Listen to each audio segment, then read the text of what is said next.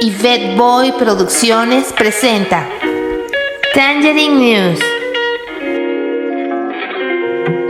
un magazine diferente.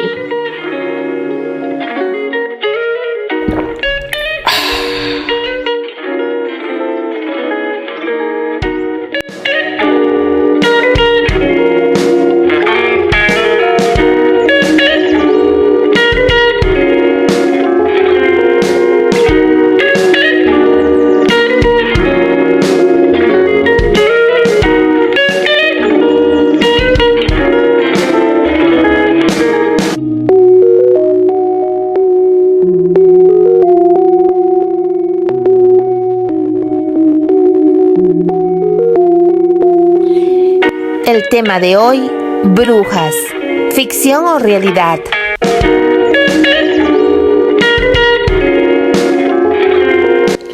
Con mucho chocolate y caramelos de los más diversos sabores, imaginé hace ya muchos años atrás la casita a la que llegaron dos niños, Hansel y Gretel.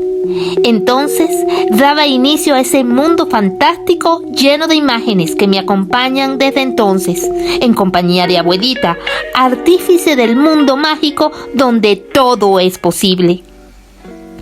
Hansel y Gretel es un cuento de hadas alemán de los hermanos Grimm, publicado en 1812. Es un retrato benévolo de las que fueron perseguidas a mediados del siglo XV y finales del siglo XVIII. Brujas. Así nos llaman a algunas mujeres que hemos sido incomprendidas por el género masculino. Una de las páginas más oscuras de la historia europea lo constituyen la cacería de brujas y sus gatos y los juicios por brujería. Alrededor de 50.000 personas fueron quemadas en la hoguera y muchas más fueron torturadas por acusaciones de brujería en 3 siglos y medio. Procesos judiciales generalmente manipulados que recaían en grupos marginados como los judíos y gitanos, personas percibidas como extrañas a la comunidad que vivían apartadas del resto. Es indudable que las antipatías personales jugaron un papel importante en la mayoría de las acusaciones, que casi siempre involucraban a jóvenes bellas o que destacaban por su manera de conducirse, como en el caso de Juana de Arco. Ante todo, hay que diferenciar entre procesos por herejía y por brujería. Los primeros, por herejía, constituían una ofensa religiosa, correspondiendo el juicio a la Inquisición. Incluían mecanismos de extradición. En cambio, los procesos por brujería podían ser iniciados por autoridades seculares o a petición de la propia población. Ante la ocurrencia de muertes y epidemias inexplicables para la época, se presionaba a las autoridades para que persiguieran, encontraran y castigaran a los culpables, acusándose a cualquier persona que les pareciera sospechosa. ¿Y qué era la brujería o hechicería entonces? Supersticiones o creencias de raíz pagana que sobrevivían aún después de la Edad Media. Conjuros y maldiciones caían en este rubro, e incluso la muerte inexplicable de personas, animales, epidemias o pérdida de cosechas, e incluso el haberse enamorado perdidamente de alguna fémina del pueblo.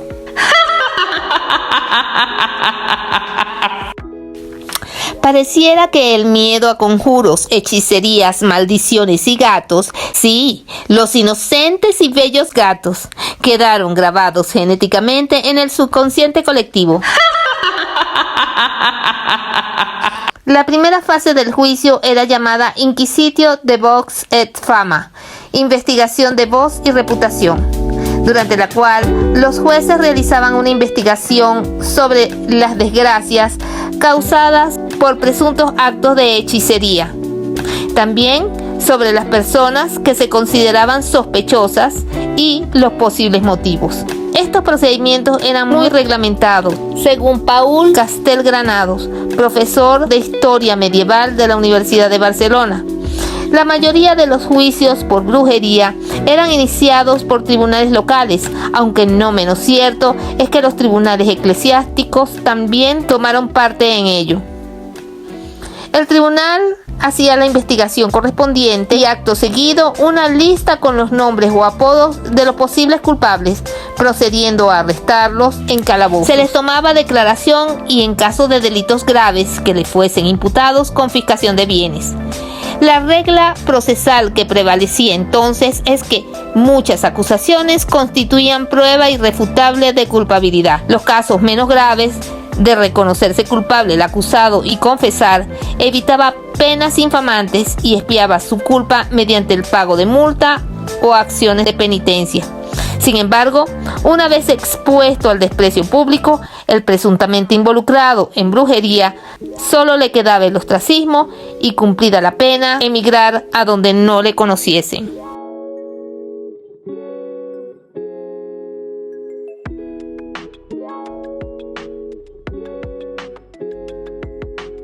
El tribunal entonces buscaba señales en el cuerpo de la acusada, lunares, verrugas con forma extraña.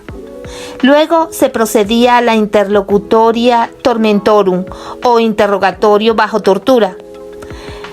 Todos estos procedimientos se recogen en manuales como el Malleus Maleficarum, el martillo de las brujas, publicado en 1486, un compendio de reglas a seguir por los cazadores de brujas y los métodos de detección de las presuntas brujas, preguntas para el interrogatorio y métodos de tortura. De ahí que las confesiones siguen el mismo patrón. La acusada se reúne con el diablo y tenía sexo con él. Estos procedimientos, que arrancaban confesiones mediante tormentos, terminaban siempre en condena. La sentencia condenatoria no necesariamente implicaba la muerte de la acusada. A veces, cuando se trataba de faltas leves, solo se imponía una penitencia a la condenada previa abjuración ante una cruz y el evangelio. En la abjuración, la acusada reconocía sus faltas y se arrepentía de ellas. La hoguera solo se reservaba en los casos de imputaciones graves que implicaban muerte de personas y daños graves, los relapsos, reincidentes. Sin embargo, antes de la ejecución se les daba oportunidad de arrepentirse y si lo hacían, se les conmutaba la pena a ser ahorcados o estrangulados. Caso contrario, se les quemaba en vida. Ese fue el caso de Juana de Arco. Para la mentalidad de muchos, sus proezas solo eran posibles para una enviada de Dios o para una bruja, y sus enemigos se aseguraron que la condenatoria fuera a la hoguera el 30 de mayo de 1431 en Rouen, Francia.